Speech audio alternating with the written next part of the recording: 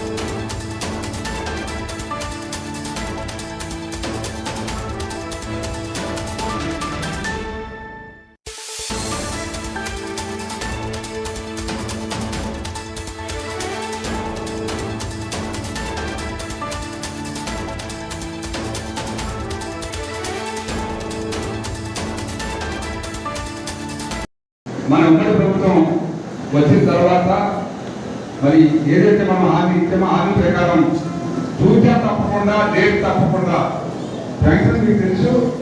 1వ తారీఖు సెలవు అయితే 31వ తారీఖున లేకపోతే 35వ తారీఖున ఆ నెల మనం శాంక్షన్ ఇస్తున్నాం. అట్లాగే ఇది కూడా సీజన్కి ఎప్పుడైతే రైతు సీజన్ స్టార్ట్ అయిందో ఆ సీజన్కి మనం ఈ డబ్బులు వాళ్ళ ఉద్దేశంతో మన ముఖ్యమంత్రి గారు మన పెద్దలందరూ కూడా పవన్ కళ్యాణ్ గారు ఆలోచించి మోదీ గారి సహకారంతో ఇవాళ 20,000 వరకు కూడా సంవత్సరం మొత్తం రైతు ఖాతాలో వేస్తుంది. ముఖ్యంగా మన ప్రాంతానికి సంబంధించి మనం ఆలోచించాల్సింది ఏమిటంటే ఏదో మొక్కుబడిగా మనం ఎంతసేపు వరి వేసి అది పండితే పండి లేకపోతే అది కాకపోతే ఏదో ఒక పంట వేసుకొని పథకాలు ఆలోచనతో బతుకుతున్నాం తప్పితే ముఖ్యంగా మా ప్రాంతం అంతా కూడా అర్బనైజేషన్ అయిపోయింది. అందరూ కూడా లేఅవుట్ తెచ్చేయడం, భూమంతా ఆల్మోస్ట్ అందరూ కూడా అమ్మేసుకొని రైతులు చాలా చిన్న కమతాలతో వ్యవసాయం చేయడం అలవాటు తీసుకొని కొన్ని ఊళ్ళు మాత్రమే ఈ హార్టికల్చర్ కూరగాయలు పండిస్తున్నాం. ఈ కూరగాయల వల్ల సుమారు మన నియోజకవర్గంలో నాకు తెలిసి ఒక 5-6 గ్రామాలే ఎక్కువగా కూరగాయలు పండించి దాంట్లో కొంచెం లాభం పొందే పరిస్థితి. అది కూడా సమయానుకూలంగా రేట్లు ఒకసారి పెరుగుతాయి, ఒకసారి తగ్గిపోతాయి. ఇటువంటి ఇబ్బందులు ఉంటున్నాయి. ముఖ్యంగా మేము కోరిక ఏమిటంటే ఇక్కడ మనము ఇవాళ రైతుకి సాయం చేయాలంటే పంట మార్పిడి కావాలి. మనకి ఎప్పుడు కూడా ఒకటే పూజ చేసుకొని అది పండించాలని రోజు ఆలోచించి ఎలా పడుతుంది, నీరు ఉందా లేదా, వర్షం పడుతుందా పడుతుందా అనుకోకుండా వర్షంతో అనుకునే పంటలు చాలా ఉన్నాయి. ముఖ్యంగా ఇందాకే మన వాళ్ళు చెప్పారు. నేను ఈ రోజు చైర్మన్ గా చేసే పంట ఏమో తెలుసా మీకు? పామాయిల్ వాడుతున్నాం మనం అందరూ. పామాయిల్ తెలుసా మీకు? ఆ పామాయిల్ మొక్కలు పెంచుకుంటే రైతుకి మన సరుకుతో ఎంత అయితే 4 సంవత్సరాల నుంచి 5 సంవత్సరాలు కోత వస్తుందో అది మళ్ళీ మళ్ళీ తోట వేసుకోవాలి. ఈ పామాయిల్ తోట అట్లా కాదు. మనం 4 సంవత్సరాల నుంచి 5 సంవత్సరాలు కష్టపడితే ఆ తోట 40 సంవత్సరాలు కాపు కాస్తుంది. కేవలం నీరు పెట్టడం తప్పితే ₹1 కూడా పెట్టుకోవడం లేదు. సంవత్సరానికి ఎకరానికి 3 నుంచి 4 లక్షల రూపాయలు వస్తుంది. ఏ పంట మీద నేను చేస్తాను చెప్పండి? 3 లక్షలు ఎకరానికి. ఈవేళ 50,000 కదా, 25,000 రావడం కష్టమైపోతుంది ఎకరానికి. నేను కోరేది ఏమిటంటే ఎప్పుడు నాకు అవకాశం రాలేదు ఈ విషయాలు చెప్పడానికి.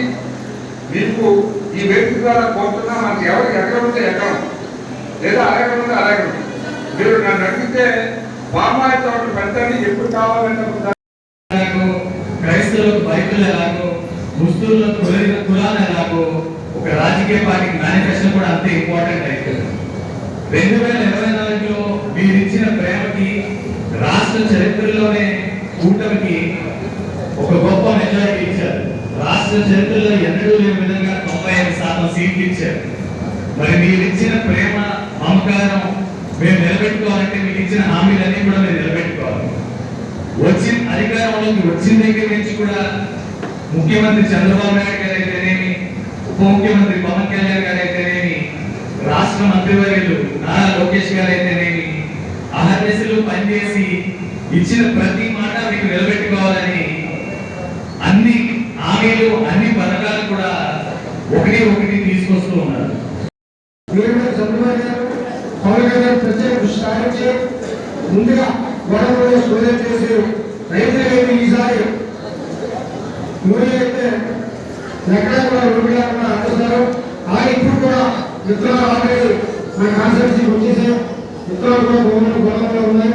ఏమైనా మరి రేపు కూడా ఎవరికైతే కావాల్సిన ఏ రకాల వచ్చాయో అవి కూడా కల్పన చేస్తారు. మీరు ముఖ్యంగా ఈ రైతాంగానికి కూడా గత ప్రభుత్వంలో మనం ఎన్నో ఇబ్బందులు